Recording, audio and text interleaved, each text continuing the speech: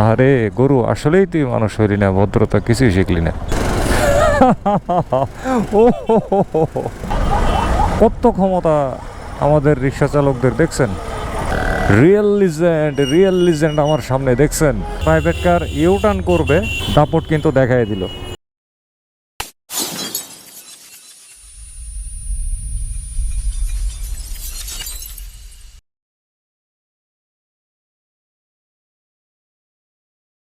Hello viewers, কেমন আছেন সকলে? আশা করি আপনারা প্রত্যেকে নিশ্চয়ই ভালো আছেন, সুস্থ আছেন আর নিরাপদে আছেন। গত কয়েকটা দিন ধরে একটা মেঘলা পরিবেশ বিরাজ করছে ঢাকায়। এখনও যে আমি বাইক চালাচ্ছি, 1-2 ফোঁটা করে বৃষ্টি কিন্তু পড়ছে। হায় রে গরু, রে গরু, গরু তুই মানুষ হইলি না, ভদ্রতা কিছুই শিখলি না। এই যে আবার গরু, এই গরু সে কি রাস্তার মাঝখানে আসবে? আরে গরু, আসলেই তুই মানুষ হইলি না, ভদ্রতা কিছুই শিখলি না। আহা হা, গরু গরু। গরুর পরে দেখা পাইলাম হচ্ছে এই ফ্রিজটার। আহারে মনটা চাইতেছে গরুর গোলারে ধইরা ফ্রিজের মধ্যে একদম পুরা রাইখা দেই, তারা যত্নে থাকবে আর রাস্তায় আসতে পারবে না এবং আমার পেটের মধ্যে চলে যাবে। আমার বাসার ফ্রিজে অবশ্য এখনও কিছু গরুর মাংস সংরক্ষণ করা আছে। ও এই যে দেখেন সামনে যে সিএনজিটা দেখছেন, এর বাম পাশে কি লেখা? থমুন থমুন, থামুন লেখা নাই, বলছে থমুন। এই বেটা থমুন, থম থম, এই বেটা থম থম, ঠিক আছে? থমুন থমুন। এ আল্লাহ রে আল্লাহ, আমাদের মাতৃভাষা নাকি বাংলা ভাষা। বাংলা ভাষার একেবারে আমরা পুরা মানিজ্য ডুবাই দিছি। এই লেখাটা যে লেখছে তার হয়তো বা শিক্ষাগত সীমাবদ্ধতা থাকতে পারে, ঠিক আছে? কিন্তু আমি এমনও দেখছি যারা অসীম শিক্ষার অধিকারী, বড় বড় ডিগ্রিধারী ব্যক্তি, পকপকায়া ইংরেজি বলে, কিন্তু বাংলা লিখতে দিলে কলম ভাঙে ফেলায় 3টা, আর উচ্চারণ করতে দিলে দাঁত ভাঙে ফেলায় 4টা।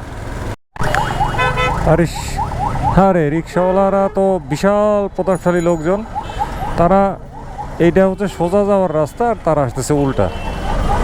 কত ক্ষমতা আমাদের রিক্সা চালকদের, দেখছেন? দেখছেন?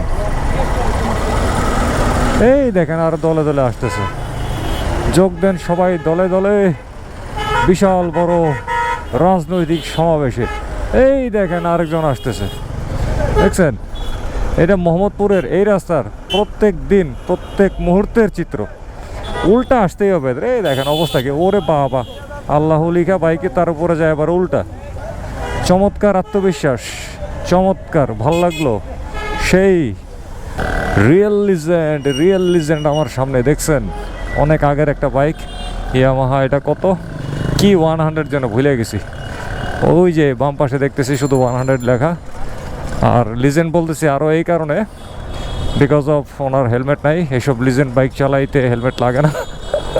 আবার ওই দিকে দেখেন সামনে ওই যে চিপা দিয়ে দেখা যাইতেছে একটা কোনো রকমে একটা বাটি হেলমেট, তাও সেটা ওনার এই বাইকের উইন্ডশিট বানায় রাখছে আর কি, কোনো রকমে। সেই ওয়াও লিজেন্ড, ওয়াও জোস লিজেন্ড, জোস। এই লিজেন্ড অ্যাক্সিডেন্ট হয়ে গেছিল। এই ভাইয়া ডানে ভাই তাকাইতে হবে, সাইকেল দিছিল, সাইকেলের চাপায় এখনই পৃষ্ঠ হয়ে যাইতো আমাদের লিজেন্ড ভাই। দেখেন অবস্থাটা, একটা প্রাইভেট কার ইউটার্ন করবে কিন্তু পারতেছে না ওই সিএনজিটার জন্য। যান ভাই যান যান, আগান আগান আগান। দেখেন কি অবস্থা, বেচারা ইউটার্ন করবে, সে ইউটার্ন করতে পারতেছে না ওই সিএনজিটার জন্য। এখন ওই সিএনজির সাথে প্রাইভেট কার চালকের কিছুক্ষণ একটু কথা কাটাকাটি হয়েছে, তারপরেও সিএনজি চালকটা একটুখানি সরাইল না। মানে কতটা পাওয়ারফুল পিপল চিন্তা করেন, ঠিক আছে? কতটা পাওয়ারফুল পিপল। নিশ্চয়ই 60 ফিট এলাকার কোনো গ্যারেজের সিএনজি চালক হবে। কত পাওয়ারফুল সিএনজি চালক, চিন্তা করছেন? প্রাইভেট কার চালকটা কতভাবে লোকটারে বললো সিএনজিটা একটু সরানোর জন্য, যাতে তার গাড়িটা নিতে একটু ভালো হয়।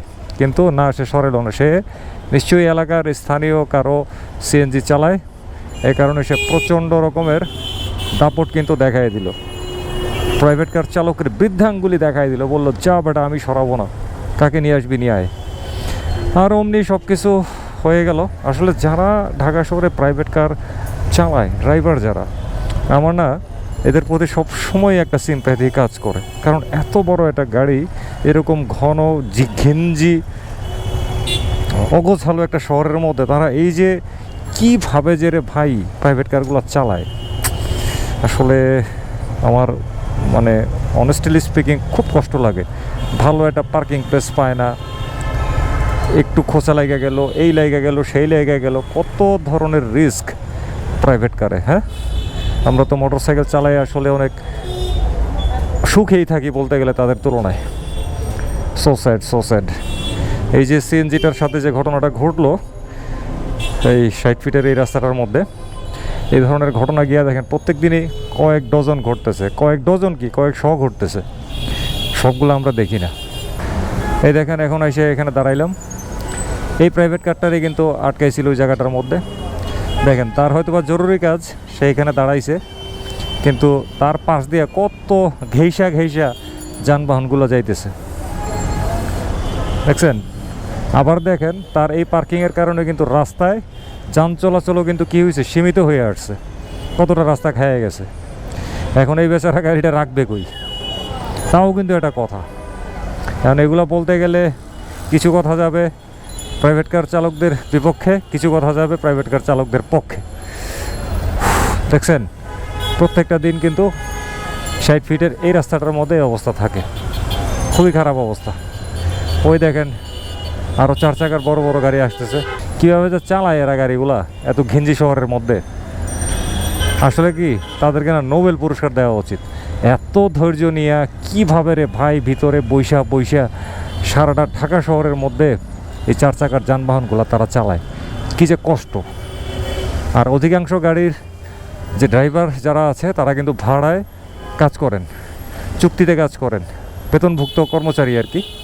মালিকরা তো পেছনে এলায়ে বসে থাকে, মালিক চলে যায় অফিসে, আর ড্রাইভার অপেক্ষায় থাকে ঘন্টার পর ঘন্টা নিচে একা মোবাইল টিপতেছে, চা খাইতেছে, ধূমপান করতেছে। ঠিক আছে, এইভাবেই কিন্তু ড্রাইভারদের জীবনটা কাটে। দেখেন এক ভদ্রলোকের হেলমেট পড়ে গেছে মোটরসাইকেল থেকে, এটা ছিল তার পিলিয়নের হেলমেট। কেন পড়ছে জানেন? কারণ হচ্ছে হেলমেটটা গ্র্যাব রেলের মধ্যে ঝোলানো ছিল। প্রতিনিয়ত রাস্তার মধ্যে এরকম অসংখ্য দৃশ্য দেখা যায়, গ্র্যাব রেলের মধ্যে হেলমেট ঝুলিয়ে রাখা হয়েছে, আর এতে করে হেলমেটের বেল্টের মধ্যে ফিতার মধ্যে ঝাঁকুনি পড়ে সেটা কিন্তু ছিঁড়ে পড়ে যায়। আর এতে করে বিপদে কে পড়ে জানেন?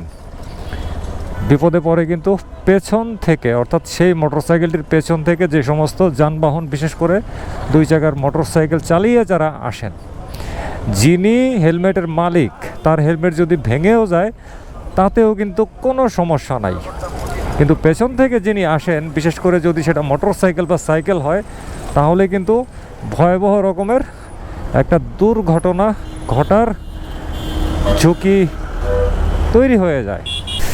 তো হেলমেটের সাথে একটা ব্যাগ তো ক্যারি করা যায়, যেটা দিয়ে সুন্দরভাবে কাঁধে পরিবহন করা যায়, অথবা শক্তপোক্ত কোনো ব্যাগ দিয়ে আপনি গ্র্যাব রেলের সঙ্গে বেঁধে রাখেন। এই হেলমেটের বেল্ট গ্র্যাব রেলের মধ্যে পেঁচায় রাখলে যে ঝাঁকুনি খেয়ে পড়ে যাবে, এইটা যদি তাদের ব্রেনে না ঢুকে তাহলে কি আর বলবো বলেন? তাহলে সৃষ্টির সেরা জীব মানুষ হইয়া কী লাভ হইল, তাই না? আরে এইখানে আবার কি হইল? নিশ্চয়ই কোনো রোড অ্যাক্সিডেন্টের ব্যাপার স্যাপার। র্যাব অফিসের সামনে কি হয়েছে ঘটনা? ও আচ্ছা, কোনো তল্লাশি চলতেছে। তল্লাশি চলুক, তল্লাশি তো ভালো জিনিস। তল্লাশি অনেকদিন পরে দেখলাম তল্লাশি চলতে। যেহেতু তল্লাশি চলছে এবং আমি দেখছি, তো আমার কাছে মনে হয় যে আমি অনেকটাই নিরাপদ, কারণ মনে হয় যে আমি আইন শৃঙ্খলা রক্ষার মধ্যেই আছি। ভালো লাগে এই সমস্ত তল্লাশির দৃশ্যাবলী দেখতে পারলে।